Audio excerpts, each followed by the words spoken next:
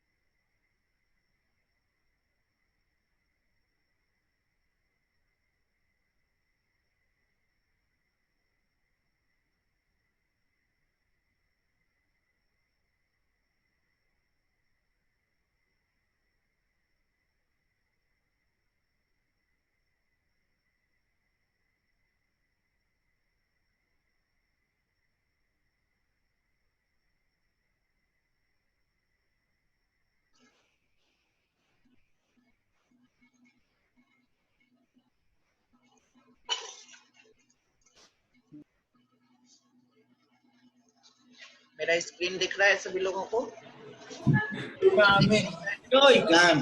Hello, yes sir. Screen दिख रहा है ना सभी को? आवाज भी आ रही है? Yes sir, yes sir. ठीक है। Afternoon sir. Good afternoon. Good afternoon sir. आज हम लोग अपना नेक्स्ट मॉड्यूल शुरू कर रहे हैं, जो हमारे सिलेबस का लास्ट मॉड्यूल भी है, मॉड्यूल नंबर 2। और मॉड्यूल नंबर देखा जाए तो बहुत सारे स्टूडेंट्स को लगता है कि थोड़ा मुश्किल मॉड्यूल है, स्पेक्ट्रोस्कोपी इतना आसानी से हमें समझ में नहीं आता है। लेकिन मैं कोशिश ये करूंगा कि आपको स्पेक्ट्रोस्कोपी के जो बेसिक कॉन्सेप्ट हैं वो समझा दिए जाए, आपको एग्जाम में जितने मार्क्स के क्वेश्चन अटेम्प्ट करने हैं वो आप इजीली अटेम्प्ट कर पाए।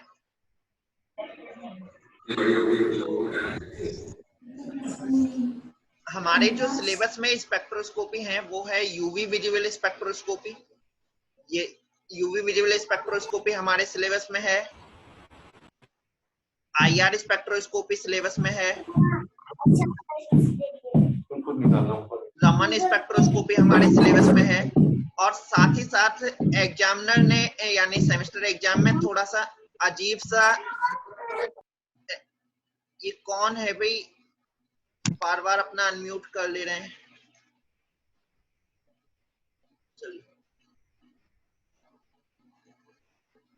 नेक्स्ट है रमन स्पेक्ट्रोस्कोपी। ये भी हमारे सिलेबस में है, लेकिन एग्जामिनर ने कुछ ऐसा पेपर बना के दिया है, यानी सिलेबस जो बना के दिया है यूनिवर्सिटी की तरफ से, उसमें लिखा हुआ है the rotation spectroscopy, rotation and vibrational spectroscopy. तो वाइब्रेशनल स्पेक्ट्रोस्कोपी का जो एग्जाम्पल है वो तो आईआर स्पेक्ट्रोस्कोपी है। आप अगर सिलेबस उठाकर देखेंगे तो आपके सिलेबस में दिया हुआ है इलेक्ट्रॉनिक स्पेक्ट्रोस्कोपी और उसके आगे यूवी विजुअल दिया है। ठीक है, ये जो स्पेक्ट्रोस्कोपी है ये इलेक्ट्रॉनिक है। ठीक है, यानी यहाँ पे इलेक्ट्रॉनिक ट्रांजिशन होते हैं।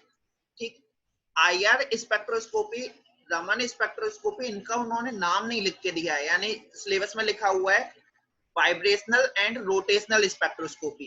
तो आईआर स्पेक्ट्रोस्कोपी जो है ये प्योरली वाइब्रेशनल स्पेक्ट्रोस्कोपी है। ठीक है, यानी इसके अंदर हमें मॉलिक्यूलर वाइब्रेशन दिखाई देते हैं। ठीक, अब रमन स्पेक्ट्रोस्कोपी भी नाम नहीं दिया हुआ है। रमन के अंदर वाइब्रेशन भी होते हैं और रोटेशन भी होते हैं। वाइब्रेशन प्लस रोटेशन दोनों इस स्पेक्ट्रोस्कोपी के अंदर होते हैं। तो इसलिए हम लोगों ने ये मान लिया कि रमन स्पेक्ट्रोस्कोपी भी हमारे सिलेबस में है। अब एक स्पेक्ट्रोस्कोपी है माइक्रोवेव स्पेक्ट्रोस्कोपी। ठीक है, सिलेबस में माइक्रोवेव का नाम भी नहीं लिखा हुआ है, लेकिन microwave spectroscopy pure rotational spectroscopy है, यानी उसमें केवल मॉलिक्यूलर रोटेशन ही होते हैं। तो उसे हम माइक्रोवेव स्पेक्ट्रोस्कोपी को भी कोशिश करेंगे। हमारा जो टारगेट रहेगा वो सबसे पहले यूवी विजिबल स्पेक्ट्रोस्कोपी को पढ़ने का रहेगा, उसके बाद आईआर, उसके बाद रमन। अगर हमारा ये सभी हो जाते हैं, अगर ये तीनों स्पेक्ट्रोस्कोपी हमें अच्छे से आ जाती है, तो हम माइक्रोवेव की तरफ पढ़ेंगे और माइक्रोवेव को फिर एट द लास्ट पढ़ के जाएंगे। एग्जाम में जब से ये सिलेबस चेंज हुआ है, माइक्रोवेव का कोई भी क्वेश्चन नहीं पूछा गया है, ठीक है। रमन का क्वेश्चन पूछा जा रहा है, आईआर के पूछे जा रहे हैं, यूवी के पूछे जा रहे हैं। तो मैं ये मान के चल सकते हैं आप लोग के माइक्रोवेव स्पेक्ट्रोस्कोपी सिलेबस में नहीं है डायरेक्टली। आपके सिलेबस में जो नाम लिखा हुआ है स्पेक्ट्रोस्कोपी का, वो केवल यूवी विजिबल स्पेक्ट्रोस्कोपी नाम लिखा हुआ है, बाकी लिखा हुआ है वाइब्रेशनल रोटेशनल स्पेक्ट्रोस्कोपी।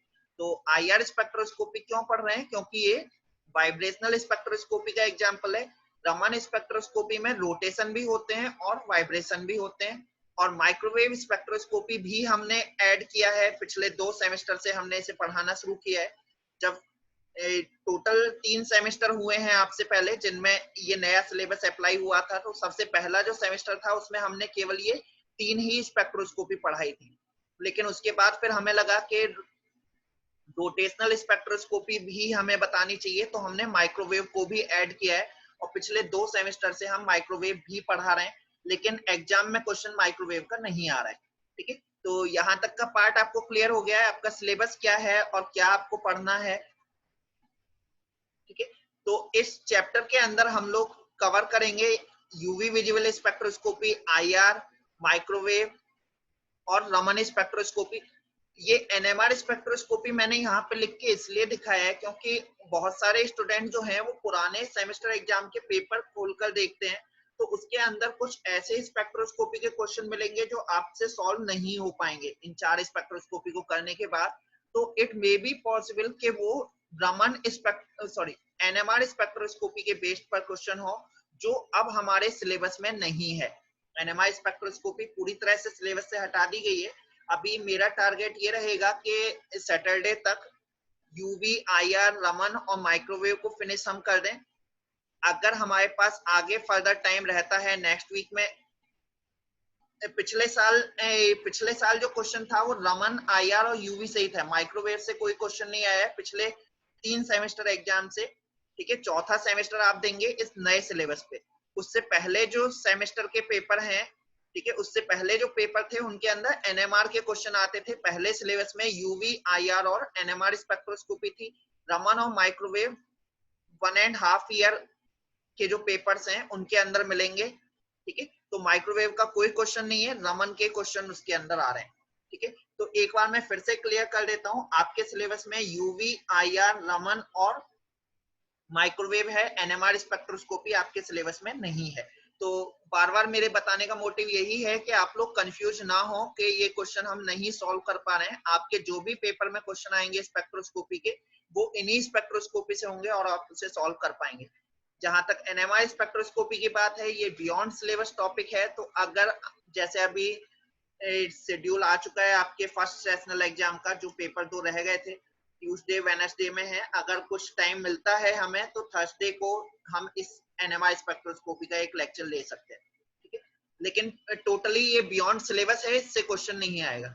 अब देखिए बेसिक्स की बात करते हैं, स्पेक्ट्रोस्कोपी के बेसिक्स की बात करें तो आप लोगों ने सुना होगा इलेक्ट्रोमैग्नेटिक फील्ड, ठीक है। इलेक्ट्रोमैग्नेटिक फील्ड यानी इलेक्ट्रिक फील्ड भी है उसके अंदर। ये ब्लू कलर से जो दिखाई दे रहा है ये इलेक्ट्रिक फील्ड है, और पिंक कलर से हमें मैग्नेटिक फील्ड दिखाई दे रहा है। तो इस तरह से इलेक्ट्रिक फील्ड और मैग्नेटिक फील्ड दोनों एक दूसरे के परपेंडिकुलर चलते हैं, यानी 90 डिग्री एंगल पर रहते हैं। अब ये जो हाइट है, इस वेव के फॉर्म में ये चलते हैं, इस वेव की जो हाइट होती है उसे हम एम्पलीट्यूड बोलते हैं। जितना ज्यादा एम्पलीट्यूड होगा उतना ही हाई वैल्यू होगी। और वेवलेंथ जो है वो, यानी एम्पलीट्यूड को आप इंटेंसिटी से डिटरमाइन कर सकते हैं। जितना ज्यादा एम्पलीट्यूड होगा उतना ही ज्यादा उसकी इंटेंसिटी रहेगी। वेवलेंथ दो वेव के बीच का जो डिस्टेंस है, यानी जब वेव पूरा एक चक्कर लगा के वापस अपनी जगह पे आ जाती है तो उस डिस्टेंस को हम वेवलेंथ बोलते हैं, ठीक है। तो इलेक्ट्रिक फील्ड और मैग्नेटिक फील्ड, ये इलेक्ट्रोमैग्नेटिक फील्ड है, ठीक। अब स्पेक्ट्रोस्कोपी के बारे में हम क्या कहते हैं, जब हम किसी भी कंपाउंड को इस इलेक्ट्रोमैग्नेटिक फील्ड के बीच में रखते हैं, इलेक्ट्रोमैग्नेटिक रेडिएशन के बीच में रखते हैं, तो उसके अंदर कुछ चेंजेस आते हैं। उन चेंजेस को जब हम स्टडी करते हैं तो उसे हम स्पेक्ट्रोस्कोपी कहते हैं। स्पेक्ट्रम किसका बना हुआ है? इलेक्ट्रोमैग्नेटिक रेडिएशन का। इलेक्ट्रोमैग्नेटिक रेडिएशन में जब हमने किसी कंपाउंड को रखा, उसके अंदर जो भी चेंजेस हुए उनको जब हम स्टडी करते हैं तो उसे हम स्पेक्ट्रोस्कोपी कहते हैं।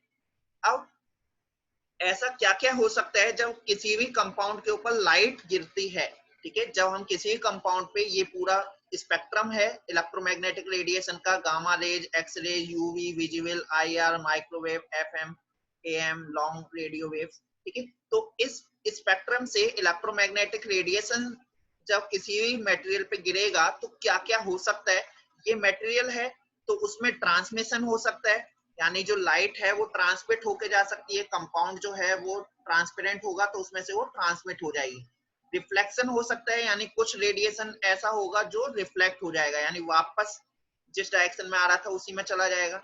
एब्जॉर्प्शन हो सकता है, यानी जो रेडिएशन मैंने दिया, जिस इंटेंसिटी का रेडिएशन दिया, उससे कम इंटेंसिटी का रेडिएशन बाहर निकल के आए, ठीक है, यानी कुछ रेडिएशन जो है वो यहाँ पे एब्जॉर्ब हो जाए। ल्यूमिनेसेंस, यानी ल्यूमिनेसेंस बोलते हैं जब जैसे आप लोगों ने पढ़ा होगा कि जो फास्फोरस होता है वो पहले लाइट को एब्जॉर्ब कर लेता है, जब अंधेरे में रखते हैं तो वो बाद में उस लाइट को इमिट करता है। तो ल्यूमिनेसेंस भी हो सकता है जब हम किसी कंपाउंड को इलेक्ट्रोमैग्नेटिक रेडिएशन में रखें तो उस टाइम पे उस रेडिएशन को एब्जॉर्ब कर ले और कुछ टाइम के बाद फिर उसे रिलीज करना शुरू कर दे। नेक्स्ट है स्कैटरिंग। स्कैटरिंग आपको पता है, जैसे आप लोगों ने रैले स्कैटरिंग नाम सुना होगा, ठीक है, लॉर्ड रैले ने दिया था। तो वो स्कैटरिंग क्या था? इलास्टिक स्कैटरिंग था, यानी जिस वेवलेंथ की लाइट थी उससे थोड़ा सा ऐसे करके जो स्कैटर होके चली गई, ठीक है, दिस इज स्कैटरिंग। तो वो इलास्टिक भी हो सकती है, यानी जिस वेवलेंथ की लाइट थी उसी वेवलेंथ की लाइट यहाँ पे स्कैटर हो गई, वो elastic scattering. In elastic scattering कुछ काफी कम मॉलिक्यूल्स में, यानी अगर 10⁻⁶ मॉलिक्यूल्स हैं, यानी 1 मिलियन अगर मॉलिक्यूल्स हैं, तो उनमें से किसी एक मॉलिक्यूल के साथ ऐसा होगा कि जिस वेवलेंथ से हमने लाइट यहाँ पे दी उससे किसी अदर वेवलेंथ पे वो स्कैटर हो रहा है, ठीक है। ऐसा काफी कम मॉलिक्यूल्स के अंदर देखने को मिलता है, यानी जो वेवलेंथ यहाँ पे थी उससे स्कैटर्ड लाइट की जो रेडिएशन है, वेवलेंथ है, वो थोड़ा चेंज हो गई, या कहें उसकी एनर्जी थोड़ा चेंज हो गई। एनर्जी और वेवलेंथ को मैं सेम क्यों कह रहा हूँ? क्योंकि आपने पढ़ा है E = h न्यू, तो आप ये ना समझें कि मैं गलत बीच में बोल दे रहा हूँ। E = h न्यू, तो h तो प्लांक कांस्टेंट है, तो जो न्यू है उसी से आपका E यानी एनर्जी की वैल्यू भी वेरी करती है। तो आप इस तरह से समझ सकते हैं, इलास्टिक स्कैटरिंग में सेम वेवलेंथ पे अगर स्कैटर हो, सेम फ्रीक्वेंसी पे स्कैटर हो और इस पे किसी अदर फ्रीक्वेंसी पे स्कैटर हो जा रहा है, तो उसे हम इनइलास्टिक स्कैटरिंग कहेंगे, ठीक है। तो किसी भी मटेरियल पे जब भी कोई इलेक्ट्रोमैग्नेटिक रेडिएशन पड़ेगा तो ये सारी चीजें हो सकती हैं। अब हमें इन्हीं चीजों को स्टडी करना है, ठीक है। कहीं ट्रांसमिशन हम स्टडी कर रहे होंगे किसी स्पेक्ट्रोस्कोपी में, किसी स्पेक्ट्रोस्कोपी में रिफ्लेक्शन, किसी में एब्जॉर्प्शन, किसी में ल्यूमिनेसेंस, कहीं पे इलास्टिक स्कैटरिंग, कहीं इनइलास्टिक स्कैटरिंग को स्टडी करेंगे, ठीक है। तो स्पेक्ट्रोस्कोपी क्या है? Spectroscopy is the analysis of electromagnetic radiation scattered, absorb और इमिटेड बाय द मैटर। हमने किसी ऑर्गेनिक कंपाउंड पे एक स्पेक्ट्रम डाला, इलेक्ट्रोमैग्नेटिक रेडिएशन डाला, तो वो स्कैटर हुआ, एब्जॉर्ब हुआ या इमिट हुआ, उसे हमने रिकॉर्डर में रिकॉर्ड कर लिया और उसके बेसिस पे हम उसे आइडेंटिफाई करने की कोशिश कर रहे हैं, तो उसे हम स्पेक्ट्रोस्कोपी कहेंगे। अब किसी भी मॉलिक्यूल के अंदर कितने तरह के मूवमेंट हो सकते हैं, जब हम ये इलेक्ट्रोमैग्नेटिक रेडिएशन डालेंगे तो उसके मॉलिक्यूल के अंदर क्या क्या चेंजेस हो सकते हैं। तो वो चेंजेस हो सकते हैं इलेक्ट्रॉनिक, ठीक है, यानी जो टोटल एनर्जी है। हाँ कृष्णकांत, ये इन इलास्टिक स्कैटरिंग जो है ना, ये बेसिकली रमन स्पेक्ट्रोस्कोपी का बेसिक कॉन्सेप्ट है। इन इलास्टिक स्कैटरिंग के अंदर क्या हो रहा है, जितनी वेवलेंथ पे हमने डाला, जिस वेवलेंथ पे हमने डाला वही सेम, हाँ वही सेम वेवलेंथ पे अगर वो स्कैटर हो रहा है, ठीक है, तो उसे हम कहते हैं इलास्टिक स्कैटरिंग। लेकिन अगर वो वेवलेंथ चेंज हो जा रही है, अगर वो वेवलेंथ चेंज हो रही है तो उस केस में उसे हम इन इलास्टिक स्कैटरिंग बोलते हैं। हाँ वेवलेंथ पे डिपेंड करेगा, और ये जो कॉन्सेप्ट है इसे हम रमन स्पेक्ट्रोस्कोपी में पढ़ने वाले हैं। पूरा ब्रॉडली हम इसे पढ़ेंगे स्कैटरिंग के बारे में। रमन स्पेक्ट्रोस्कोपी का कॉन्सेप्ट ही स्कैटरिंग से रिलेटेड है, तो इस क्वेश्चन के लिए मैं वहां पे इसे पूरी अच्छे से समझने की कोशिश करेंगे। तो अभी मैं केवल ये बताना चाह रहा था कि किसी भी मॉलिक्यूल के अंदर जो टोटल एनर्जी होती है उसमें इलेक्ट्रॉनिक एनर्जी भी होती है, वाइब्रेशनल एनर्जी भी है, रोटेशनल एनर्जी भी है और ट्रांसलेशनल एनर्जी भी है। तो जब किसी भी मॉलिक्यूल के ऊपर ये इलेक्ट्रोमैग्नेटिक रेडिएशन पड़ता है तो इन एनर्जी लेवल में ही कुछ ना कुछ चेंज आता है। ठीक है, अब वो चेंज कैसे दिखाई देगा, ठीक है, ये तो आपको क्लियर हो ही जा रहा है, इलेक्ट्रॉनिक, वाइब्रेशनल, रोटेशनल, ट्रांसलेशनल। अभी इन्हें एक एक करके समझेंगे। इलेक्ट्रॉनिक ट्रांजिशन क्या है? इलेक्ट्रॉनिक ट्रांजिशन मींस मैंने लाइट रेडिएशन डाला, इलेक्ट्रॉन अपनी ग्राउंड स्टेट से निकला और एक्साइटेड स्टेट में पहुंच गया। यानी ग्राउंड स्टेट में जो इलेक्ट्रॉन था वो वहां से जगह छोड़ के एक हायर एनर्जी लेवल में पहुंच गया।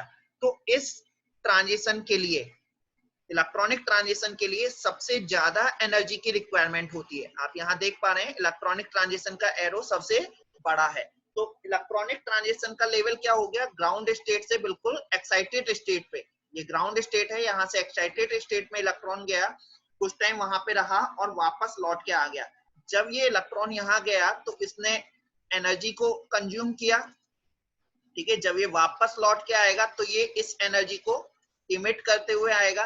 तो चाहे तो हम एब्जॉर्प्शन कैलकुलेट कर लें, यहाँ पे ये इसे एब्जॉर्ब कर रहा है, यहाँ पे ये इसे इमिट कर रहा है। तो इलेक्ट्रॉनिक ट्रांजिशन क्या हो गए? इलेक्ट्रॉन ग्राउंड स्टेट से एक्साइटेड स्टेट गया और वहां से वापस आ रहा है। दूसरा है वाइब्रेशनल चेंज। वाइब्रेशनल चेंज क्या होता है? यानी मॉलिक्यूल रहा तो अपने ही ग्राउंड स्टेट में, ये जो ग्राउंड स्टेट है ये ग्राउंड स्टेट के ही वाइब्रेशनल लेवल है, अब वो वाइब्रेशन करना शुरू कर दे रहा है। वाइब्रेशन मींस जैसे मान लीजिए अगर हम किसी मॉलिक्यूल को, सॉलिड कंपाउंड को मैं हीट करना शुरू कर दूं, तो जब मैं हीट करता हूं तो वहां पे मॉलिक्यूल जो हैं वो अपनी जगह पे वाइब्रेट करना शुरू कर देंगे, क्योंकि सॉलिड के जो मॉलिक्यूल हैं वो लिक्विड में कन्वर्ट होने की कोशिश करेंगे। लिक्विड में जो स्पेस है मॉलिक्यूल के बीच का वो ज्यादा होता है, तो उस स्पेस को बढ़ाने के लिए वो मॉलिक्यूल अपनी ही जगह पे वाइब्रेट करना शुरू कर रहे हैं। तो वो क्या कर रहा है तो ग्राउंड स्टेट में कम एनर्जी दी, तो पहले ही वाइब्रेशनल लेवल में गया, यहाँ जाने के लिए कुछ एनर्जी एब्जॉर्ब की और कुछ टाइम रुकने के बाद वापस लौट के आ गया। तो हमने वाइब्रेशनल लेवल जब हम चेक करेंगे तो ये लेवल हमने चेक किया, यानी वो अपनी जगह पे वाइब्रेट करते करते अपने ही ग्राउंड स्टेट में थोड़ा सा मूव करना शुरू कर देता है। ठीक है, तो वाइब्रेशनल एनर्जी में चेंज हम यहाँ पे पढ़ते हैं। ठीक है, तीसरा जो रेंज है वो है रोटेशनल। ठीक है, रोटेशनल एनर्जी चेंज क्या होगा? आपने लाइट फोटोन डाला, ठीक है, मान लीजिए ये एक मॉलिक्यूल है, ठीक है, इस मॉलिक्यूल पे आपने पहले तो सबसे पहले समझिए इलेक्ट्रॉनिक ट्रांजिशन था। यहाँ पे जब आपने लाइट फोटोन डाला तो इलेक्ट्रॉन यहाँ से निकल के चला गया अपने हायर एनर्जी लेवल में और फिर वहां से वापस आ गया, ये था इलेक्ट्रॉनिक ट्रांजिशन। वाइब्रेशनल में क्या किया आपने? यहाँ पे मॉलिक्यूल था, इस पे आपने लाइट रेडिएशन डाले तो मॉलिक्यूल जो है वो अपनी जगह पे ऐसे ऐसे करके वाइब्रेट करना शुरू कर दिया और अपने ही ग्राउंड स्टेट में थोड़ा सा ऊपर चला गया और फिर वहां से वापस लौट के आ गया। अब रोटेशनल क्या है? जो इलेक्ट्रॉनिक रेडिएशन है, जो एनर्जी है, वो रेडिएशन थोड़ा सा कम एनर्जी के साथ आया, मॉलिक्यूल को वो वाइब्रेट नहीं कराते रह पा रहा है। ठीक है, यहाँ पे इलेक्ट्रॉनिक में सबसे ज्यादा एनर्जी की रिक्वायरमेंट है, यहाँ उससे कम एनर्जी की रिक्वायरमेंट है, क्योंकि वाइब्रेशन कराने के लिए थोड़ी कम एनर्जी की जरूरत पड़ेगी। लेकिन रोटेशन में और कम एनर्जी की रिक्वायरमेंट है। जैसा आप देख रहे हैं वाइब्रेशन लेवल में ही ये जो छोटा वाला लेवल है ये रोटेशनल का है। तो इसमें क्या हुआ? इलेक्ट्रोमैग्नेटिक रेडिएशन पड़ा और उसकी वजह से ये मॉलिक्यूल हल्का सा रोटेट हो गया, यानी ऐसे रखा हुआ था वो हल्का सा रोटेट हो गया। तो इस ट्रांजिशन को हम कहेंगे रोटेशनल ट्रांजिशन। ठीक है, लास्ट बचता है ट्रांसलेशनल।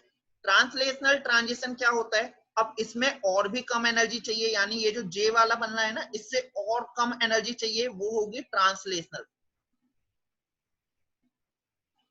अब ट्रांसलेशनल का मतलब क्या है? मॉलिक्यूल ऐसे रखा हुआ है, ठीक है, अब इस मॉलिक्यूल पे जैसे ही लाइट फोटोन पड़े, एनर्जी पड़ी, इलेक्ट्रोमैग्नेटिक रेडिएशन पड़ा, अब ना तो ये मॉलिक्यूल से इलेक्ट्रॉन निकल के गए, ना ही ये मॉलिक्यूल वाइब्रेट होना शुरू हुआ, ना ही ये मॉलिक्यूल रोटेट हुआ। लेकिन जब ये इलेक्ट्रोमैग्नेटिक रेडिएशन पड़े तो ये मॉलिक्यूल हल्का सा अपनी जगह से आगे शिफ्ट हो गया, यानी ये मॉलिक्यूल यहाँ पे था और हल्का सा ऐसे आगे की तरफ शिफ्ट हो गया। ठीक है, बनेगा एक ही जगह पे। ठीक है, ये ऊपर नहीं बन रहा है, यानी यहाँ पे था, बहुत हल्का सा स्लाइटली मूव कर गया, तो उसे हम ट्रांसलेशनल रोटेशन कहते हैं, तो सॉरी ट्रांसलेशनल मूवमेंट कहते हैं। तो मेरे विचार से आपको ये सारे एनर्जी लेवल चेंज समझ में आ रहे होंगे। पहला है इलेक्ट्रॉनिक ट्रांजिशन, जिसके लिए सबसे ज्यादा एनर्जी की रिक्वायरमेंट होती है। ठीक है, जिसमें इलेक्ट्रॉन ग्राउंड स्टेट से एक्साइटेड स्टेट चला जाता है। वाइब्रेशनल में क्या है, और कम एनर्जी की रिक्वायरमेंट होगी। इलेक्ट्रॉन केवल अपनी ही जगह, सॉरी मॉलिक्यूल जो है वो अपनी ही जगह पे वाइब्रेट करना शुरू कर देगा। ठीक है, तीसरा है रोटेशनल, जिसमें मॉलिक्यूल वाइब्रेट नहीं करता है, और कम एनर्जी की रिक्वायरमेंट है, केवल मॉलिक्यूल हल्का सा मूव कर जाता है, थोड़ा सा रोटेट कर जाता है। और ट्रांसलेशनल में और भी कम एनर्जी की रिक्वायरमेंट होती है, और मॉलिक्यूल केवल अपनी जगह से हल्का सा आगे की तरफ जाके फिर स्टेबल हो जाता है, और वो मॉलिक्यूल चेंज नहीं होगा। सोनू एक बार फिर से समझ लीजिए, वैसे तो मैंने रिपीट कर दिया है, शायद आपका मैसेज पहले का हो।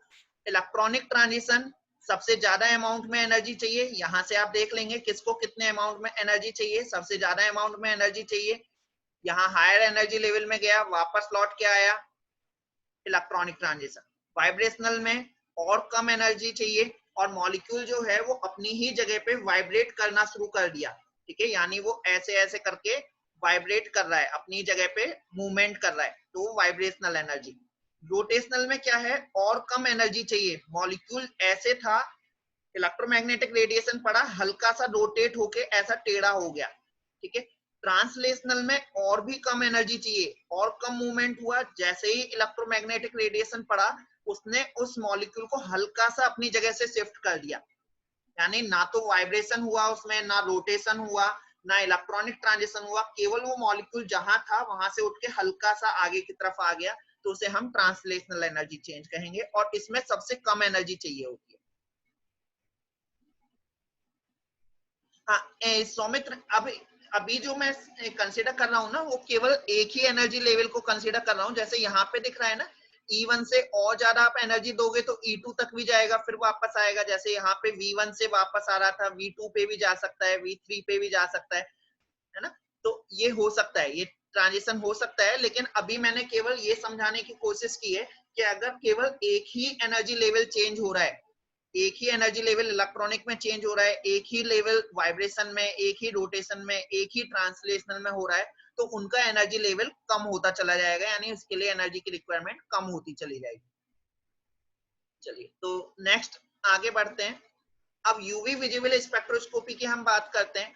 यूवी विजिबल स्पेक्ट्रोस्कोपी का फुल फॉर्म आप देख पा रहे होंगे, यूवी लाइट अल्ट्रावायलेट रेडिएशन को कहते हैं, और विजिबल स्पेक्ट्रम जो हम देख पा रहे हैं। तो इसके अंदर हम क्या, इस स्पेक्ट्रोस्कोपी को हम इलेक्ट्रॉनिक स्पेक्ट्रोस्कोपी भी बोलते हैं। क्यों बोलते हैं, क्योंकि इसके अंदर जो ट्रांजिशन होंगे वो इलेक्ट्रॉनिक ट्रांजिशन होंगे। इलेक्ट्रॉनिक ट्रांजिशन यानी ग्राउंड स्टेट से इलेक्ट्रॉन हायर एनर्जी लेवल में जाएगा और वहां से वापस चला आएगा, electron from lower energy level to higher energy level और वाइस वर्सा।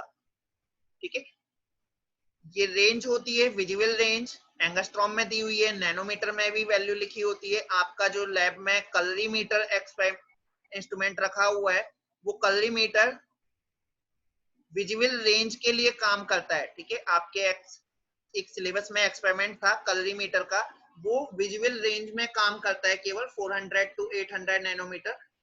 उसके साथ साथ अगर यूवी भी हो तो उसका रेंज जो है वो 150 से 800 नैनोमीटर रहता है।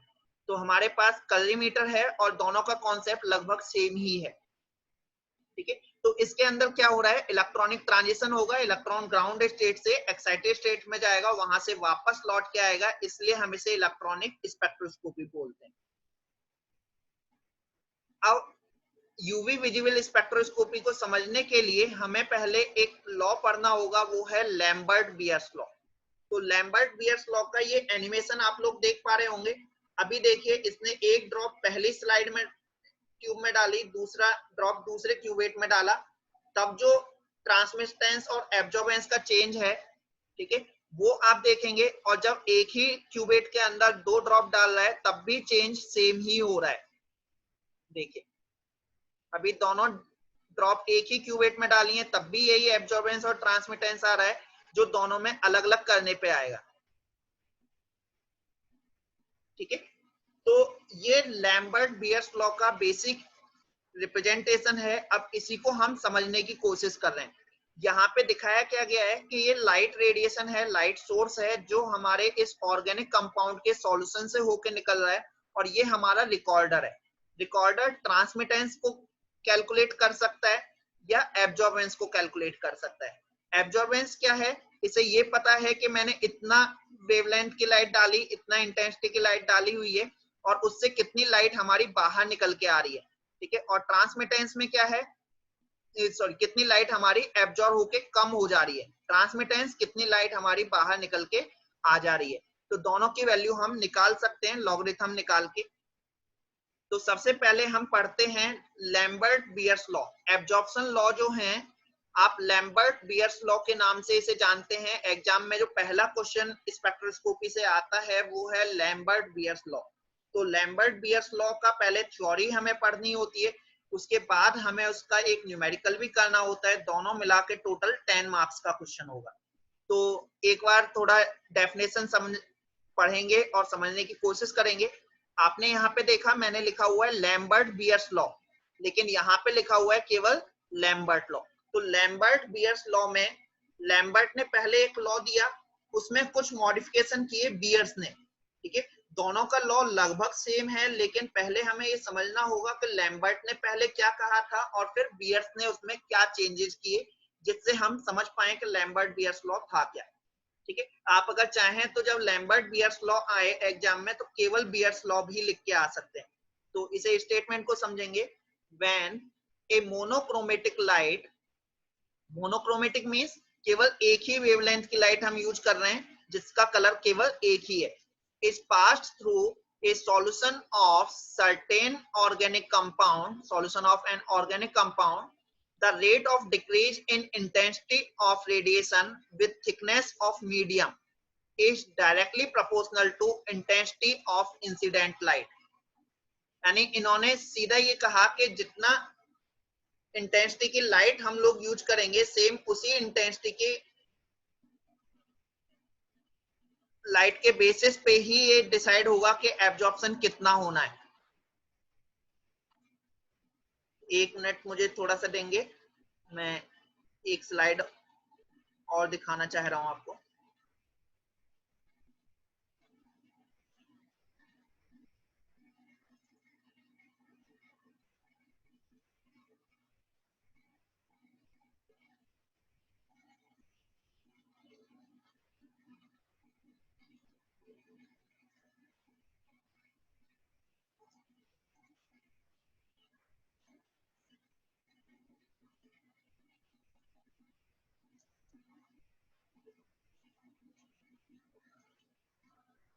चलिए, तो यहाँ पे आप देख रहे थे जो स्टेटमेंट था वो ये कह रहा है कि जब मोनोक्रोमेटिक रेडिएशन हम एक यूज करते हैं तो उसमें जो decrease in intensity of light होगा वो किस पे डिपेंड कर रहा है, on the intensity of incident light. यानी इंसिडेंट लाइट की इंटेंसिटी अगर चेंज होगी तो उसके बेसिस पे एब्जॉर्प्शन की वैल्यू भी चेंज हो जाएगी। आप इसे ऐसे समझ सकते हैं, मैंने एक व्हील चार्ट बनाया है।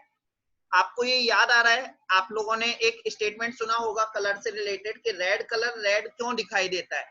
तो उसमें ये बताते हैं कि रेड कलर बाकी सारे कलर को एब्जॉर्ब कर लेता है, रेड कलर को रिफ्लेक्ट करता है, इसलिए वो हमें रेड दिखाई दे रहा है। ग्रीन कलर ग्रीन क्यों दिख रहा है, क्योंकि उसने ग्रीन कलर को रिफ्लेक्ट कर रहा है, बाकी सारे कलर को एब्जॉर्ब कर ले रहा है। ठीक है, व्हाइट कलर व्हाइट क्यों दिख रहा है, क्योंकि वो सारे ही कलर को एब्जॉर्ब कर ले रहा है, रिफ्लेक्ट कुछ कर ही नहीं रहा है। ठीक है, तो इस तरह से हम एक स्टेटमेंट देते हैं।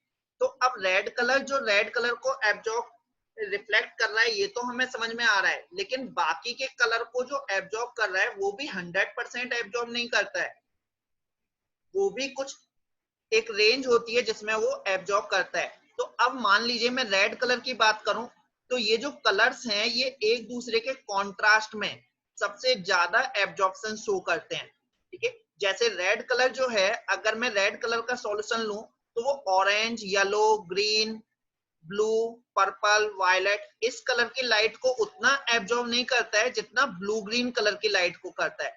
ठीक है, यानी रेड कलर का अगर सॉल्यूशन है तो वो ब्लू ग्रीन कलर की वेवलेंथ अगर होगी तो एब्जॉर्प्शन सबसे ज्यादा करेगा, और अगर ये वेवलेंथ इन रेंज में है तो एब्जॉर्प्शन उतना ज्यादा नहीं करेगा।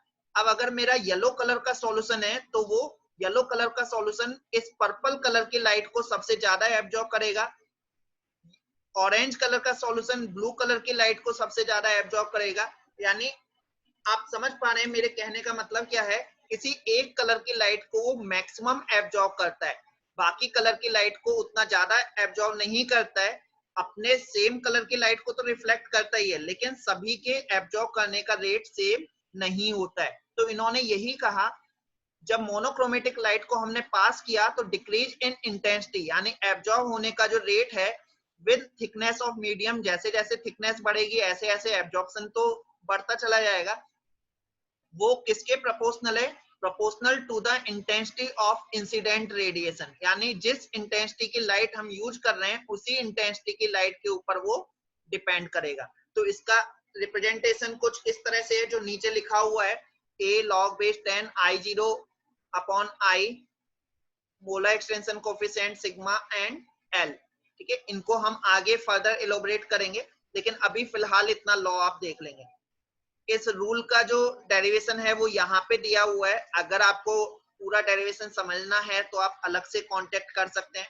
ठीक है, बहुत ज्यादा हमें इस डेरिवेशन के पीछे नहीं भागना है, क्योंकि हमारा जो क्वेश्चन है वो केवल फॉर्मूले से सॉल्व हो जाएगा, फॉर्मूला हमें पता होना चाहिए। ठीक है, नेक्स्ट है बियर्स लॉ। अब बियर्स लॉ को ही, जैसा मैंने बताया, बियर्स लॉ को ही लैम्बर्ट बियर्स लॉ कहते हैं। तो बियर्स ने ये कहा कि भाई आप ये तो सही कह रहे हो कि decrease in intensity of light depend on the incident radiation, incident radiation की वेवलेंथ जो होगी उस पे ये डिपेंड करता है। लेकिन बियर्स ने कहा कि सर ऐसा भी तो हो सकता है कि मैंने एक सॉल्यूशन जो बनाया उसकी कंसंट्रेशन कम है, दूसरे की ज्यादा है, तो जैसे जैसे मैं कंसंट्रेशन चेंज करूंगा ये उस पे भी वेरी करेगा।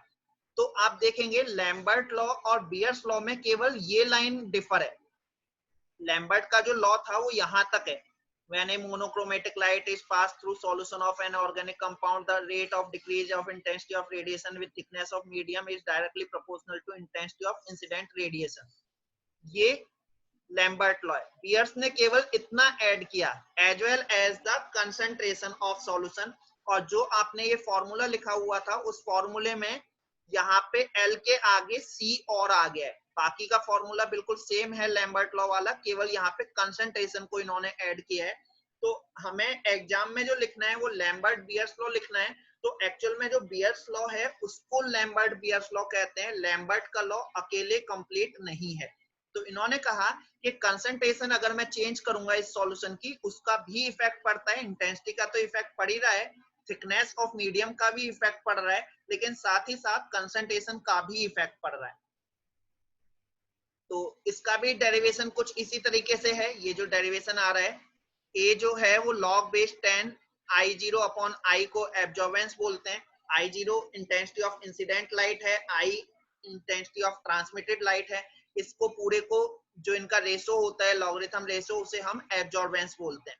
अब इस एब्जॉर्बेंस को यहाँ पे E लिखा हुआ है, एक्चुअल में सिग्मा है CL, तो वही डेरिवेशन हम लोगों ने यहाँ पे दिया हुआ है।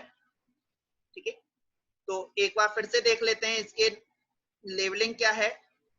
I0 intensity of incident light, I incident of transmitted light की इंटेंसिटी है, L पाथ लेंथ हो गया। ठीक है, ये L है पाथ लेंथ, C कंसंट्रेशन हो गया, इस सॉल्यूशन का concentration C, I0 log base 10 I0 upon I, इसको हम एब्जॉर्बेंस बोलते हैं या इसी को हम ऑप्टिकल डेंसिटी भी बोलते हैं। ये नाम आपको याद रहना चाहिए, log base 10 I0 upon I को एब्जॉर्बेंस या ऑप्टिकल डेंसिटी भी बोलते हैं। और इसका ट्रांसमिटेंस के साथ रिलेशन क्या है, T क्या है, ट्रांसमिटेंस। ठीक है, तो उसका रिलेशन है A equal to log 1 upon T। ठीक है, ये log 1 अपॉन T के इक्वल होता है। अब सिग्मा जो है ये मोलर एक्सटेंशन कोफिशिएंट है। सिग्मा जो ये दिया हुआ है ये मोलर एक्सटेंशन कोफिशिएंट है जब कंसंट्रेशन मोल पर लीटर में दी हो। जब कंसंट्रेशन मोल पर लीटर में दी हुई है तब इसको मोलर एक्सटेंशन कोफिशिएंट कहेंगे। अगर न्यूमेरिकल में कंसंट्रेशन ग्राम पर लीटर में दी हुई है तो इसे हम एक्सटेंशन कोफिशिएंट कहेंगे। अब मान लीजिए कि मुझे ग्राम पर लीटर में वैल्यू दी हुई है, ठीक है, किसी कंपाउंड के ग्राम दिया हुआ है, इतना ग्राम 1 लीटर में डिसॉल्व किया है, तो उसे अगर मुझे मोल्स में कन्वर्ट करना हो तो मैं क्या कर सकता हूं? किसी भी मॉलिक्यूल के ग्राम को, वेट को मुझे मोल में कन्वर्ट करना है। रोल नंबर 128 सुनील जी का ना उसमें हाँ, मॉलिक्यूलर वेट से हम अगर डिवाइड कर दें, अगर हम 28 इसे 58 94 तो दोनों को वेट चौथी होने वाला था, मॉलिक्यूलर वेट से सर डिवाइड कर देंगे। हाँ, बिल्कुल सही। मॉलिक्यूलर वेट से अगर मैं डिवाइड कर दूं तो ये मोल्स में कन्वर्ट हो जाएगा। तो एग्जाम में कई बार क्वेश्चन होता है कि एक्सटेंशन कोफिशिएंट भी निकलवाता है, मोलर एक्सटेंशन कोफिशिएंट भी निकलवाता है। तो आप जब एक्सटेंशन कोफिशिएंट निकालेंगे तो जो कंसंट्रेशन दिया हुआ है वो ग्राम पर लीटर में रखेंगे, ठीक है। अगर आपसे कह रहा है मोलर एक्सटेंशन कोफिशिएंट निकालिए तो वही सी की वैल्यू जो है उसे आप मोल्स में कन्वर्ट करके कंसंट्रेशन को मोल्स पर लीटर में कन्वर्ट करके रख देंगे, ठीक है। तो ये फॉर्मूला है log base 10 I0 upon I, इसको मैं A भी कह सकता हूँ, absorbance equal to molar extension coefficient LC। तो एक बार जरा न्यूमेरिकल देख लेते हैं। पहला न्यूमेरिकल दिया हुआ है, ठीक है, इस न्यूमेरिकल को देखेंगे कैसे सॉल्व हो रहा है। इसमें एब्जॉर्बेंस एट वेवलेंथ दी हुई है, ठीक है। अब वॉइस अभी सही आ रही है सभी को? वॉइस अभी ठीक आ रही है मेरी सबको? सही आ रही है। कट के आ रही है सर। हाँ, शायद कुछ इशू है आज, मेरे को लग रहा है नेटवर्क का कुछ इशू है या जूम के साथ ही कुछ इशू आ रहा है। सुबह भी क्लासेस जो ली हुई हैं उनमें भी आवाज कट के जा रही है। तो अभी फिलहाल ये देखेंगे कि यहाँ पे एब्जॉर्बेंस की वैल्यू दी हुई है, ठीक है। Absorbance at intensity of incident light दिया हुआ है। रुको एक मिनट में म्यूट करता हूँ, आरब का माइक चलता हो रहा है। एब्जॉर्बेंस जो है वो 280 नैनोमीटर पे यानी I0 की वैल्यू दी है, intensity of incident light. Absorbance यानी इन्होंने सीधे अब एब्जॉर्बेंस A की वैल्यू दे दी है, ठीक है। इन्हें 0.5 सेंटीमीटर लेंथ क्यूबेट यानी L की वैल्यू दे दी है। एब्जॉर्बेंस एज, एब्जॉर्बेंस कोफिशिएंट, ठीक है, यानी मोलर एक्सटेंशन कोफिशिएंट की वैल्यू दे रहा है। देखिए यहाँ पे मोल पर सेंटीमीटर लिख रखा है, लीटर मोल पर सेंटीमीटर, तो मतलब ये मोलर एक्सटेंशन कोफिशिएंट की वैल्यू दे रहा है। What is the concentration of solution? तो न्यूमेरिकल बिल्कुल सिंपल हो जाएगा, A equal to sigma L C, यही था फॉर्मूला। अब आपको अगर कंसंट्रेशन निकालना है इस फॉर्मूले से तो A की वैल्यू आपको दी हुई है, ठीक है, L की वैल्यू दी हुई है और मोलर एक्सटेंशन कोफिशिएंट की वैल्यू आपको दी हुई है। सिग्मा आ गया आपके पास, A आ गया और L आ गया। अब इस न्यूमेरिकल में आप इजीली कंसंट्रेशन की वैल्यू निकाल सकते हैं, ठीक है। तो इस न्यूमेरिकल को मेरे को नहीं लगता कि कुछ बहुत ज्यादा समझाने की जरूरत है, क्योंकि सारी वैल्यू हमें सामने लिखी हुई दिखाई दे रही है और उन्हीं से हम वैल्यू फाइंड आउट कर सकते हैं, ठीक है। अगर आपको कोई प्रॉब्लम आती है, तीनों न्यूमेरिकल आपके स्लाइड्स में दिए हुए हैं, आप न्यूमेरिकल सॉल्व करके देख लेंगे। अगर प्रॉब्लम आती है तो आप पूछ लेंगे। तो आप जैसा देख रहे होंगे लैम्बर्ट बियर्स लॉ का 10 नंबर का क्वेश्चन आएगा, जिसमें लैम्बर्ट लॉ और बियर्स लॉ आपको अलग अलग नहीं बताना है, आप उसे एक साथ ही बता सकते हैं। लैम्बर्ट लॉ और बियर्स लॉ दोनों साथ में ही बता देना है। उसके केवल एब्रिविएशन लिख देना है कि A क्या है, I0 क्या है, I क्या है, और उसके बाद जो न्यूमेरिकल दिया हुआ है पेपर में उसे सॉल्व करना है। 10 मार्क्स आपके पूरे पक्के मिलेंगे, ठीक है। और एक क्वेश्चन यूवी से तो आता ही है। दूसरा क्वेश्चन आप देखिए, एक solution shows the transmittance of 20%। इसने T की वैल्यू दी है, A की वैल्यू नहीं दी, अब की बार T की वैल्यू दे दी है। When taken in a cell of 2.5 centimetre thickness, L की value they the. Calculate its concentration if molar absorption coefficient is, ठीक है। मोलर एब्जॉर्प्शन कोएफिशिएंट में सिग्मा की वैल्यू दी हुई है और इससे आपकी कंसंट्रेशन पूछ रहा है। तो सबसे पहले तो हमें ट्रांसमिटेंस से एब्जॉर्बेंस निकालना है, ठीक है। तो उसका रिलेशन था A = log 1/t। तो अब जब आपको ट्रांसमिटेंस निकालना है तो वो क्या हो जाएगा, A की वैल्यू, अब 100% ट्रांसमिटेंस क्या हो जाएगा, एब्जॉर्बेंस से बचा हुआ जो है, सॉरी ट्रांसमिटेंस से जो बचा हुआ है वो तो पूरा एब्जॉर्बेंस होगा। तो एक्चुअल में मुझे निकालना क्या है, 80% एब्जॉर्प्शन की वैल्यू निकालनी है। तो 2 माइनस log बेस 10 में 2 किसकी वैल्यू है, log 100 की, ठीक है। log 100 जो वैल्यू हो गई वो तो टोटल हो गई, log बेस 10 में 100 माइनस log बेस 10 में 20,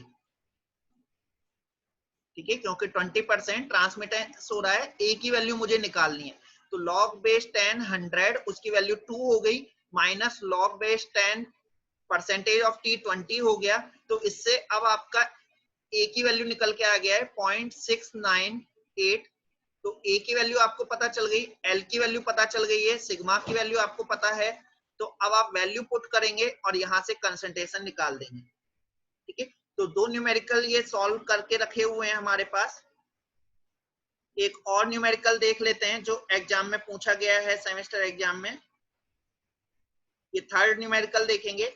इस न्यूमेरिकल में आपको कंसंट्रेशन दिया हुआ है, ठीक है, C की वैल्यू दी है, एब्जॉर्बेंस की वैल्यू यानी A की वैल्यू दी हुई है, वेवलेंथ दी है यानी I0 की वैल्यू दे रखी है, जिसका हमें कुछ करना तो है नहीं जब A की वैल्यू हमें मिली गई है, L सेंटीमीटर में वैल्यू दिया हुआ है। अब देखिए इसमें पूछा है कैलकुलेट इट्स एब्जॉर्प्टिविटी।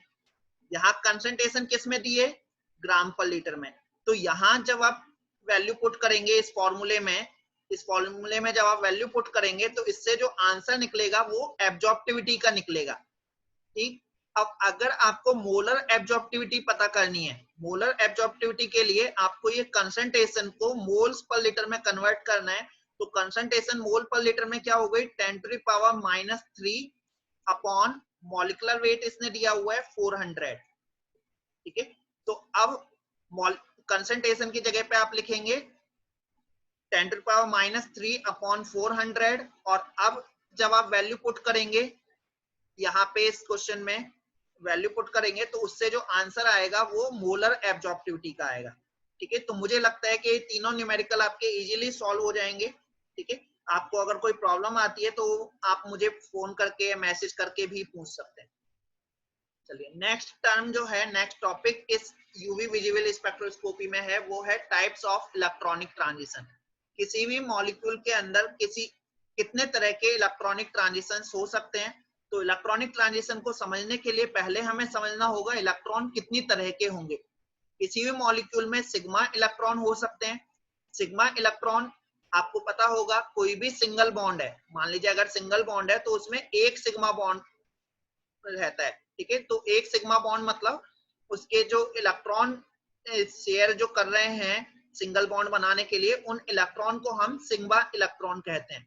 यानी एक सिग्मा बॉन्ड के अंदर 2 सिग्मा इलेक्ट्रॉन रहेंगे।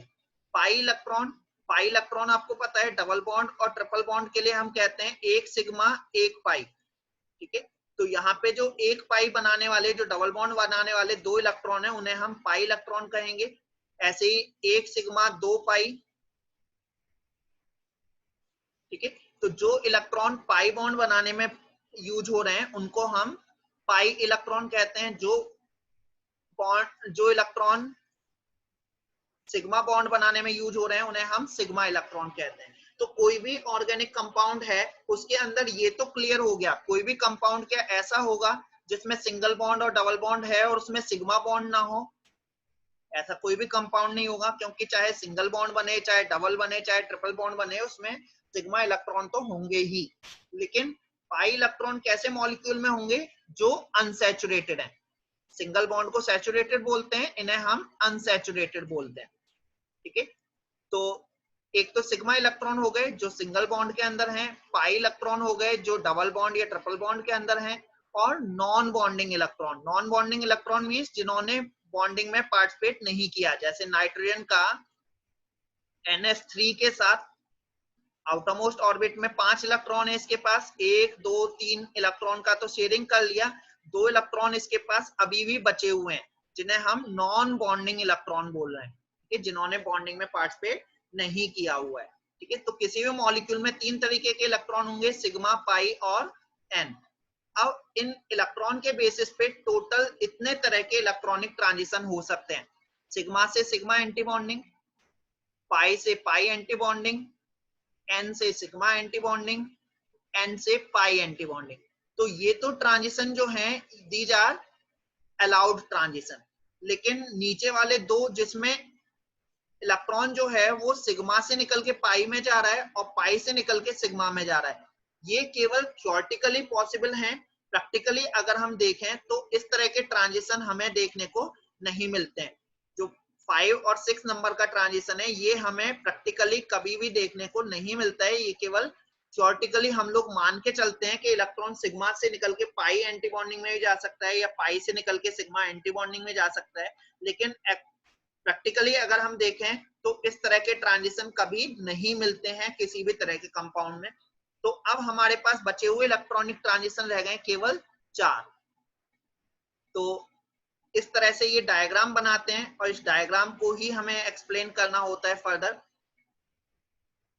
तो सबसे पहला ट्रांजिशन है सिग्मा से सिग्मा एंटी बॉन्डिंग ट्रांजिशन। तो सबसे पहले हम एनर्जी लेवल बनाते हैं। इस क्वेश्चन को सॉल्व करने के लिए सबसे पहले हमने एनर्जी लेवल बनाया। इसके लिए हम रेफर क्या करेंगे, MOT diagram of second level, ठीक है। केस 2 का जो एमओटी डायग्राम है उसे हम कंसीडर करते हैं। तो केस 2 के डायग्राम में आपको नीचे क्या दिख रहा है, सिग्मा 2pz, फिर पाई 2px, पाई 2py, फिर उसके बाद पाई एंटी बॉन्डिंग 2px, पाई एंटी बॉन्डिंग 2py, और फिर सिग्मा एंटी बॉन्डिंग 2px और सिग्मा एंटी बॉन्डिंग 2py, ठीक है। तो पहले सिग्मा बना लिया, फिर पाई, ऊपर पाई एंटी बॉन्डिंग और सिग्मा एंटी बॉन्डिंग, ये एक्साइटेड स्टेट हो गई और ये ग्राउंड स्टेट हो गई, ठीक है। अब n जो है वो तो आपको याद आ रहा होगा कि नॉन बॉन्डिंग के energy is same to the atomic orbital, तो इनके एनर्जी जो है वो इसके बीच में आ जाएगी। जितने पे एटॉमिक ऑर्बिटल की एनर्जी है उतनी ही नॉन बॉन्डिंग की एनर्जी होती है, तो वो बीच में रहती है। आपको HF के डायग्राम से याद आ रहा होगा, ठीक है। तो सिग्मा, पाई और n ग्राउंड स्टेट कही जाती हैं, पाई एंटी बॉन्डिंग और sigma anti bonding excited state कही जाती है। अब क्योंकि n ने बॉन्डिंग में ना तो पार्टिसिपेट किया है तो इसलिए इसका एंटी बॉन्डिंग भी नहीं होता, क्योंकि इसका बॉन्डिंग में ही कोई रोल नहीं है, तो बॉन्ड ब्रेक करने में रोल इसका कैसे आएगा। तो यहाँ पे पहला ट्रांजिशन देख रहे हैं, सिग्मा से सिग्मा एंटी बॉन्डिंग ट्रांजिशन। आपको मैंने ये बताया था आज के लेक्चर में शुरुआत में कि किसी भी मॉलिक्यूल में 4 तरह के ट्रांजिशन हो सकते हैं। पहला इलेक्ट्रॉनिक, दूसरा वाइब्रेशनल, तीसरा रोटेशनल, चौथा ट्रांसलेशनल। अब हम जो टाइप्स ऑफ इलेक्ट्रॉनिक ट्रांजिशन पढ़ रहे हैं, ठीक है, अब जो पढ़ रहे हैं वो है टाइप्स ऑफ इलेक्ट्रॉनिक ट्रांजिशन। पहले किसी भी मॉलिक्यूल के अंदर जो मूवमेंट हो सकते हैं वो हम पढ़ रहे थे, change in energy of molecule. तो अब इलेक्ट्रॉनिक ट्रांजिशन 4 तरीके के हो सकते हैं। सिग्मा से इलेक्ट्रॉन निकले, सिग्मा एंटी बॉन्डिंग में जाए, ठीक है। तो इस ऐसा ट्रांजिशन कब होगा, देखिए इलेक्ट्रॉनिक ट्रांजिशन कोई भी मॉलिक्यूल सबसे कम एनर्जी लेवल में चेंज का देना चाहता है, यानी यहाँ के एक्साइट हायर मोस्ट लेवल से निकलेगा ग्राउंड स्टेट के, और एक्साइटेड स्टेट के लोअर मोस्ट एनर्जी लेवल में जाना चाहता है। लेकिन अगर कोई ट्रांजिशन सिग्मा से सिग्मा एंटी बॉन्डिंग तक हो रहा है, यानी यहां से निकल के यहां तक जा रहा है, तो इसका मतलब सबसे ज्यादा एनर्जी की डिमांड रखेगा, सबसे ज्यादा एनर्जी रिक्वायर्ड होगी, क्योंकि सबसे नीचे लेवल से सबसे ऊपर वाले लेवल तक जाना है। और ऐसा तभी होगा जब ये बीच वाले एनर्जी लेवल उस मॉलिक्यूल में प्रेजेंट ना हो, ठीक है। तो सबसे ज्यादा एनर्जी चाहिए सिग्मा से सिग्मा एंटी बॉन्डिंग के लिए, और ऐसा कब होगा जब उसमें पाई इलेक्ट्रॉन ना हो, n इलेक्ट्रॉन ना हो। तो जब पाई इलेक्ट्रॉन नहीं है तो पाई एंटी बॉन्डिंग भी लेवल नहीं होगा, तो उस मॉलिक्यूल के अंदर सिग्मा से सिग्मा एंटी बॉन्डिंग ट्रांजिशन होगा। और ऐसे मॉलिक्यूल कौन होंगे, जो सैचुरेटेड हैं, saturated hydrocarbon having no non bonding electron, वो सिग्मा से सिग्मा एंटी बॉन्डिंग ट्रांजिशन देते हैं। दूसरा है n से सिग्मा एंटी बॉन्डिंग। अब इलेक्ट्रॉन n से निकल रहा है और सिग्मा एंटी बॉन्डिंग में जा रहा है, तो इसका मतलब ये पाई वाला एनर्जी लेवल प्रेजेंट नहीं है, ठीक है। और इलेक्ट्रॉन सिग्मा से ना निकल के एन से निकल रहा है, तो मतलब सिग्मा वाले इलेक्ट्रॉन तो हैं ही, क्योंकि सिग्मा एंटी बॉन्डिंग बन रहा है, ठीक है। लेकिन एन से इलेक्ट्रॉन निकल रहे हैं क्योंकि एन वाला एनर्जी लेवल यहाँ पे प्रेजेंट है। तो ऐसे कंपाउंड जो सैचुरेटेड हैं तभी तो पाई इलेक्ट्रॉन नहीं होंगे। Having no non bonding electron, sorry having non bonding electron, यहाँ पे नो नॉन बॉन्डिंग है, यहाँ पे हैविंग नॉन बॉन्डिंग इलेक्ट्रॉन, जो सैचुरेटेड हैं और जिन पे नॉन बॉन्डिंग इलेक्ट्रॉन भी प्रेजेंट हैं, जैसे हैलाइड हो गए, यानी जैसे एग्जांपल दिया हुआ है हैलाइड का, तो Cl के पास एक इलेक्ट्रॉन का शेयरिंग कर लिया, 6 इलेक्ट्रॉन जो है वो नॉन बॉन्डिंग की फॉर्म में प्रेजेंट है। अल्कोहल OH ग्रुप हो गया, ठीक है, एमीन ग्रुप हो गया, NH2 ग्रुप, तो इनके पास सिंगल बॉन्ड भी हैं और लोन पे इलेक्ट्रॉन भी हैं, तो उसे हम कह रहे हैं N से सिग्मा एंटी बॉन्डिंग ट्रांजिशन। तीसरा ट्रांजिशन है पाई से पाई एंटी बॉन्डिंग ट्रांजिशन। यहाँ पाई वाले एनर्जी लेवल से निकला और पाई एंटी बॉन्डिंग में चला गया, तो यहाँ पे क्या हो रहा है, पाई से निकल रहा है, पाई एंटी बॉन्डिंग में जा रहा है, एन वाले लेवल का प्रेजेंट होना पॉसिबल नहीं है, क्योंकि अगर एन लेवल होता तो इलेक्ट्रॉन यहीं से निकल जाता। तो ऐसा कब होगा, जब अनसैचुरेटेड है और उसमें नॉन बॉन्डिंग इलेक्ट्रॉन प्रेजेंट नहीं है, नॉन बॉन्डिंग नहीं होंगे, जैसे इथाइलिन, बेंजीन, जिसमें डबल बॉन्ड तो है लेकिन नॉन बॉन्डिंग इलेक्ट्रॉन प्रेजेंट नहीं है। तीसरा ट्रांजिशन एन से पाई एंटी बॉन्डिंग ट्रांजिशन। एन से निकला, पाई एंटी बॉन्डिंग में गया, तो सबसे कम एनर्जी रिक्वायरमेंट इसी इलेक्ट्रॉनिक ट्रांजिशन की होती है। सबसे कम एनर्जी रिक्वायरमेंट एन से पाई एंटी बॉन्डिंग ट्रांजिशन की होती है, सबसे ज्यादा एनर्जी रिक्वायरमेंट सिग्मा से सिग्मा एंटी बॉन्डिंग ट्रांजिशन की होती है जब हम इलेक्ट्रॉनिक ट्रांजिशंस की बात कर रहे हैं, ठीक है। तो एन से निकला, पाई एंटी बॉन्डिंग में गया, तो अनसैचुरेटेड है, नॉन बॉन्डिंग इलेक्ट्रॉन भी हैं, जैसे एल्डिहाइड ग्रुप हो गया, CHO ग्रुप में ऑक्सीजन के पास डबल बॉन्ड भी है और लोन पे इलेक्ट्रॉन भी है, कीटोन्स हो गए, C डबल बॉन्ड O होके, ठीक है। एल्डिहाइड ग्रुप हो गया, कीटोन ग्रुप हो गया, कार्बोक्सिलिक एसिड ग्रुप हो गया, यानी ऐसे फंक्शनल ग्रुप जहां पे डबल बॉन्ड भी है, CN ग्रुप हो गया, ठीक है, और लोन पे इलेक्ट्रॉन भी है। तो इस तरह से टाइप्स ऑफ इलेक्ट्रॉनिक ट्रांजिशंस होते हैं। नेक्स्ट पढ़ते हैं हम क्रोमोफोर एंड ऑक्सोक्रोम। ये जो टर्म है ये 2 मार्क्स के क्वेश्चन की फॉर्म में एग्जाम में पूछी जाती है। क्रोमोफोर जो है these are colour producing group, ये वो फंक्शनल ग्रुप हैं जो कलर प्रोड्यूस करने का काम करते हैं। यानी अगर हम इस कंपाउंड को यूवी विजिबल रेडिएशन में रखें, हो सकता है कि कोई कंपाउंड हमें देखने में कलरलेस दिखाई दे रहा हो, लेकिन यूवी विजिबल रेडिएशन में वो कोई एक स्पेसिफिक कलर की लाइट को एब्जॉर्ब करना शुरू कर देता है जब उसके पास कोई अनसैचुरेटेड बॉन्ड वाला कंपाउंड हो। जैसे बेंजीन में वैसे तो हमें कलरलेस दिखाई दे रही है, ठीक है, बेंजीन वैसे तो कलरलेस दिखाई देती है, लेकिन अगर उसे हम इस रेडिएशन में रखें तो वो एक ब्लू कलर का रेडिएशन अपने अंदर एब्जॉर्ब करना शुरू कर देता है। अब इसका एक विजिबल एग्जांपल हम देखते हैं। बेंजीन आपको कलरलेस दिख रही है, जब उसमें नाइट्रेट ग्रुप जुड़ जाता है तो उसे हम नाइट्रोबेंजीन बोलते हैं, और इस नाइट्रोबेंजीन का देखने में भी कलर क्या दिखाई देने लगता है, ब्राउन, ठीक है। ये नाइट्रोबेंजीन ब्राउन कलर की दिखाई देने लगती है, यानी अब जो चेंज है अनसैचुरेटेड बॉन्ड का और बढ़ गया, और उसकी वजह से जो उसका कलर है वो भी हमें बाहर भी दिखाई देना शुरू हो गया है। तो जैसे जैसे ये अनसैचुरेटेड बॉन्ड वाले फंक्शनल ग्रुप जुड़ते चले जाते हैं किसी कंपाउंड में, उसके अंदर कलर जो है वो और ज्यादा डार्क होता चला जाता है। तो क्रोमोफोर ये कलर प्रोड्यूसिंग ग्रुप हैं, जो अनसैचुरेटेड फंक्शनल ग्रुप हैं उन्हें हम क्रोमोफोर कहते हैं। तो आपको केवल डेफिनेशन पढ़नी है, chromophore are colour producing group, और इसके एग्जांपल हैं the functional group having unsaturated bond are chromophore. दूसरी टर्म है ऑक्सोक्रोम। ये फंक्शनल ग्रुप जो है ये कलर तो प्रोड्यूस नहीं कर सकते, लेकिन ये जो भी कलर बन रहा है उसकी इंटेंसिटी को डार्क कर देते हैं। यानी अगर लाइट येलो कलर है तो उसे डार्क येलो कर देंगे, लाइट ग्रीन को डार्क ग्रीन कर देंगे, लाइट ब्लू को डार्क ब्लू कर देंगे। तो ये खुद का कोई कलर नहीं दिखाते हैं, लेकिन अगर ये किसी और क्रोमोफोर के साथ प्रेजेंट हो तो उस क्रोमोफोर का जो कलर आ रहा है उसे और ज्यादा डार्क कर देते हैं, ठीक है, तो उन्हें हम ऑक्सोक्रोम कहेंगे। तो ये केवल 2 मार्क्स के क्वेश्चन के फॉर्म में आते हैं, तो केवल डेफिनेशन हमें लिखनी है। नेक्स्ट टर्म है टाइप्स ऑफ बैंड शिफ्ट। किसी भी यूवी विजिबल स्पेक्ट्रोस्कोपी में जो बैंड है वो बैंड हम किसे कह रहे हैं, लैम्डा मैक्स। लैम्डा मैक्स क्या था, अभी मैंने शुरुआत में एक इमेज दिखाई थी कि अगर मेरे पास ऑल वेवलेंथ की लाइट है यानी 400 से 800 नैनोमीटर की लाइट थी, जो मैं विजिबल में ही अभी बात कर रहा हूँ, ठीक है, विजिबल रेडिएशन की बात कर रहे हैं अभी। 400 से 800 नैनोमीटर की लाइट में मैंने आपको बताया कि रेड कलर जो है वो 480 नैनोमीटर की लाइट को सबसे ज्यादा एब्जॉर्ब कर रहा है, ठीक है, 480 की लाइट को सबसे ज्यादा एब्जॉर्ब करेगा, बाकी की लाइट को कम कम एब्जॉर्ब करेगा, ठीक है। रेड कलर को तो और रिफ्लेक्ट ही करेगा, वो रेड कलर को एब्जॉर्ब नहीं करेगा। तो बैंड क्या है जहां पे ये लैम्डा मैक्स दे रहा है, लैम्डा मैक्स क्या है, एब्जॉर्प्शन मैक्सिमम, ठीक। तो उसके बेसिस पे चार तरह की बैंड शिफ्ट होती हैं, यानी ये जो बैंड है ये चार तरह से शिफ्ट हो सकता है। पहला है shifting of lambda max towards the higher wavelength, यानी 480 नैनोमीटर पे अभी तक दिखा रहा था, अब वो 480 की जगह पे 490 नैनोमीटर पे जाके शिफ्ट हो गया, तो उसे हम बाथोक्रोमिक शिफ्ट कहेंगे। और क्योंकि हायर वेवलेंथ की तरफ रेड एंड होता है तो इसे रेड शिफ्ट भी कहते हैं। दूसरा है hypsochromic shift.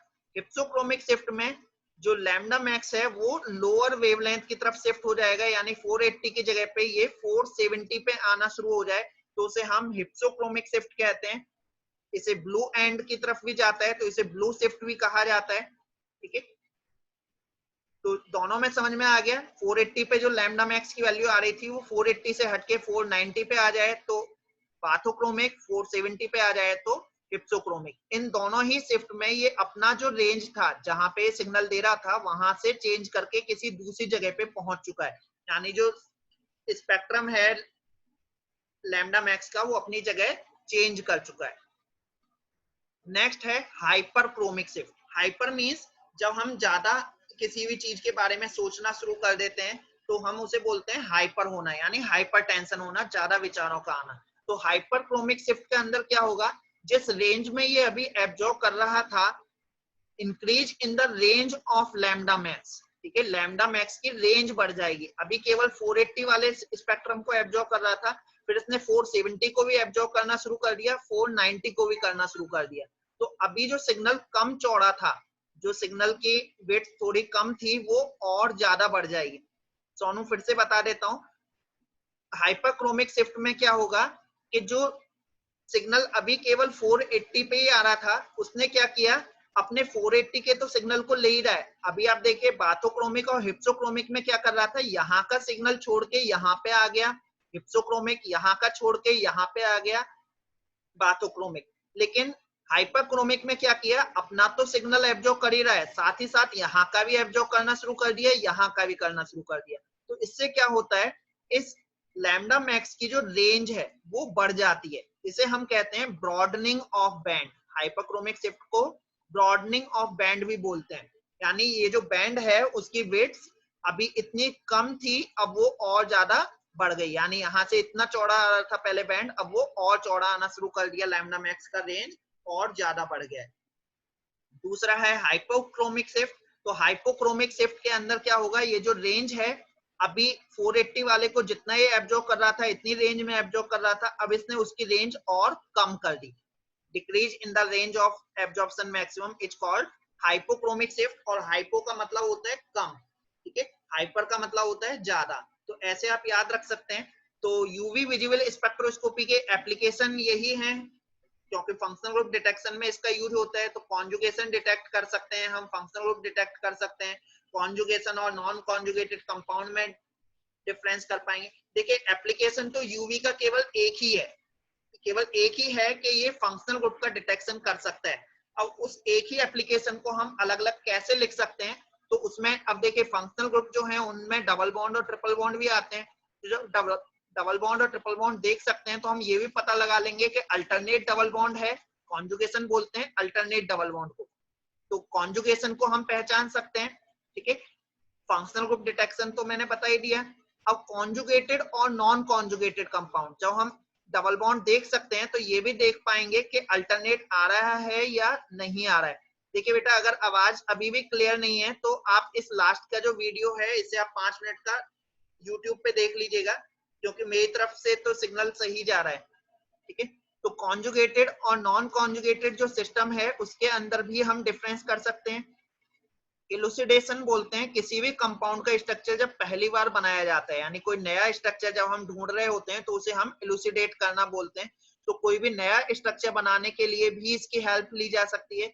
Detection of geometrical isomer, geometrical isomer बोलते हैं जब कार्बन कार्बन डबल बॉन्ड के अलोंग फंक्शनल ग्रुप प्रेजेंट होते हैं, यानी ए बी, ठीक है, ए और बी, अगर ये दोनों सेम साइड पे हैं फंक्शनल ग्रुप तो वो सिस होता है, अगर अल्टरनेट साइड है तो ट्रांस होता है। तो क्योंकि ये स्पेक्ट्रोस्कोपी फंक्शनल ग्रुप को डिटरमाइन करती है तो ये ज्योमेट्रिकल आइसोमर्स को भी डिटरमाइन कर सकती है।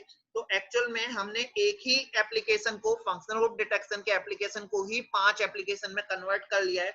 और यूवी विजुअल के जो एप्लीकेशंस हैं यही सेम एप्लीकेशन आईआर, रमन सबके अंदर चलेंगे सिवाय एनएमआर के, ठीक है।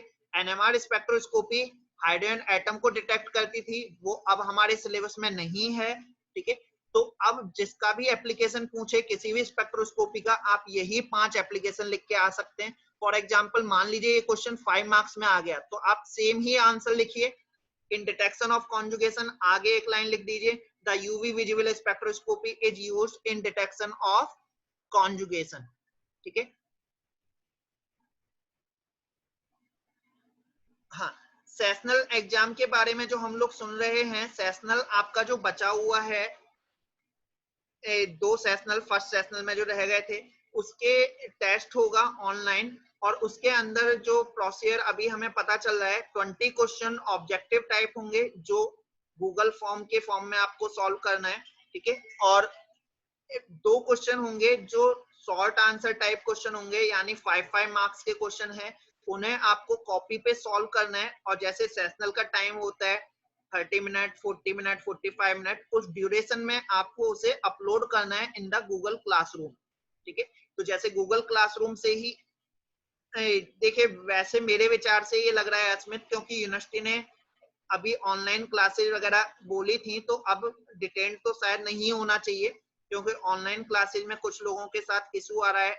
तो वो लोग क्या कर रहे हैं, अटेंडेंस वहां तो नहीं लग रही है, अब वो घर पे पढ़ रहे हैं अपने आप से वीडियो देख के या नोट से पढ़ रहे हैं, तो उसे कंसीडर करना चाहिए। तो अटेंडेंस का इतना ज्यादा इशू नहीं होगा, उसके बारे में अभी हमें कोई फर्दर इंफॉर्मेशन नहीं मिली है, ठीक है। तो फिलहाल तो ये मान के चलिए सभी को ये एग्जाम देना है। जिन लोगों को वॉइस मेरी थोड़ी अनस्टेबल हो रही थी लास्ट तक, वो लोग मेरा ये जो रिकॉर्डिंग है ये लास्ट का थोड़ा सा सुन लेंगे। कल हम आईआर स्पेक्ट्रोस्कोपी शुरू करेंगे। थैंक यू बेटा।